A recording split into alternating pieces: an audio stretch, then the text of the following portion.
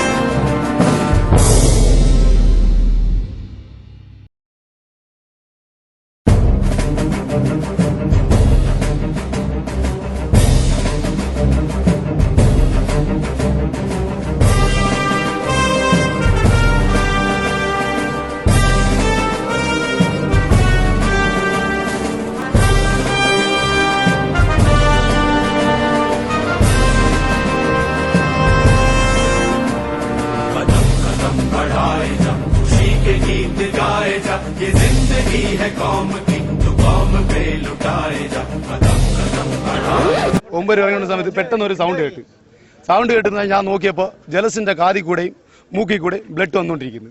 പിന്നെ ഞാൻ എണ്ണിച്ചപ്പോൾ ഒച്ചയിട്ട് ഞാൻ എണ്ണിച്ച് നോക്കിയപ്പോൾ ബ്ലഡൊക്കെ വന്ന കൊണ്ട് ഞാൻ ഒച്ചയിട്ടൊക്കെ ഇവർ അമരത്തിൽ നിന്നവർ എല്ലാവരും എണ്ണിച്ച് നോക്കിയത് തന്നെ താമസം അവർ പിന്നെ ചൂടാൻ തുടങ്ങി. ഞങ്ങളെല്ലാവരും ചുട്ടിട്ട് ഇവരെല്ലാം ഞാൻ പറഞ്ഞിട്ട് ആ കപ്പക്കാരൻ ചുടുന്നടാന്ന് പറഞ്ഞ് അപ്പോൾ അവരെല്ലാവരും അവിടെ തന്നെ കിടന്ന് ആ സൈഡിൽ കൂടെയൊക്കെ കിടന്ന് ഞാൻ വില്ലേജിനകത്ത് തന്നെ കയറി ഇരിക്കുകയും ചെയ്തു. അങ്ങനെ കുറച്ച് നേരം നോക്കിയപ്പോൾ അമ്മ എന്നുള്ള ഒരു വിളി അമരത്ത് ആ മറ്റേ പിങ്കു എന്ന് പറഞ്ഞ ചെറുക്കൻ അവിടെ സ്പാട്ടിൽ വീഴുന്നു. അവിടെ തന്നെ അങ്ങനെ തന്നെ ആ 2 കാര്യം നടന്നത്.